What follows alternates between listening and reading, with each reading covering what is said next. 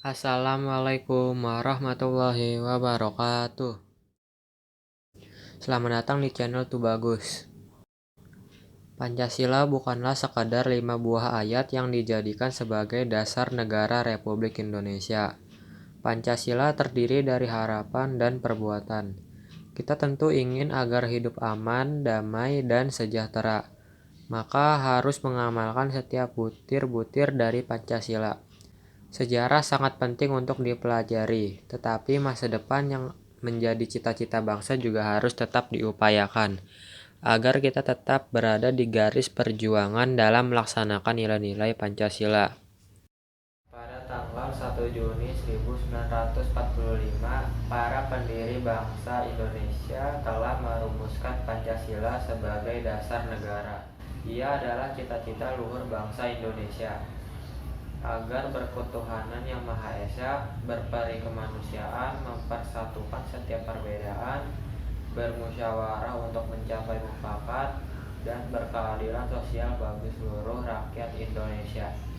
Akan tetapi, pada tahun 1965, paham komunis melalui Partai Komunis Indonesia ingin merubah Pancasila dengan mempersekutukan antara nasionalis, agama, dan komunisme atau disebut juga Nasakom dengan cara-cara yang tidak manusiawi.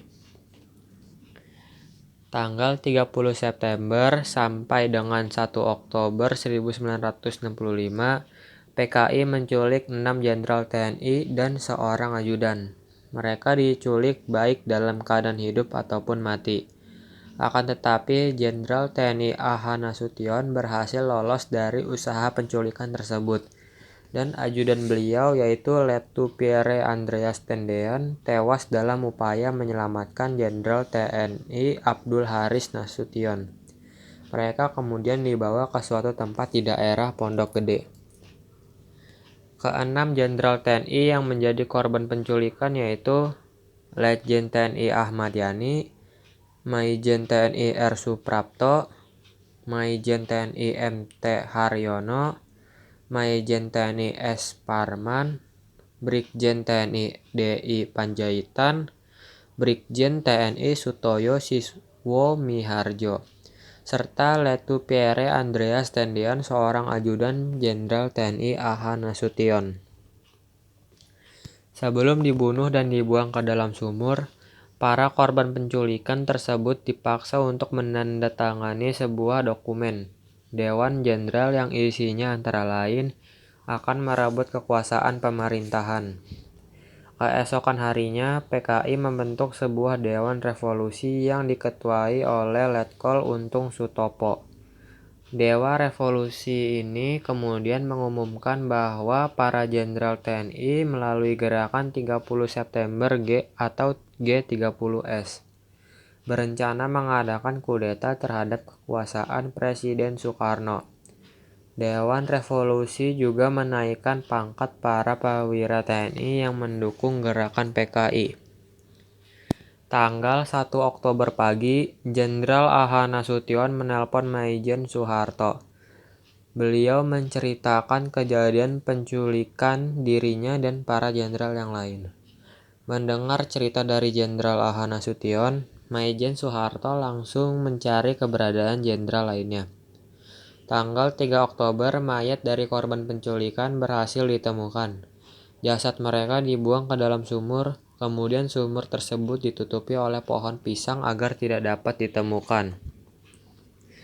Peristiwa penculikan dan pembunuhan para jenderal TNI ini memicu kemarahan masyarakat terhadap PKI, yang sebelumnya sudah membuat resah di tengah-tengah masyarakat itu sendiri, sehingga terjadi kerusuhan di banyak pelosok negeri. Hanya dalam waktu 3 hari, Maijen Soeharto melalui Kolonel Sarwo Edi Wibowo dapat menumpas pemberontakan PKI.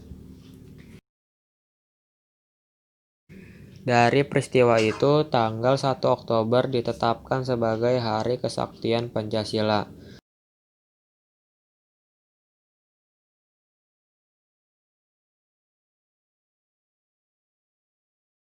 Saat ini, falsafah Pancasila mendapat cobaan, baik dari paham komunisme, kapitalisme, dan juga paham neoliberalisme. Sekiranya sejarah dan cita-cita bangsa dapat menuntun kita agar tetap berada dalam garis perjuangan Pancasila.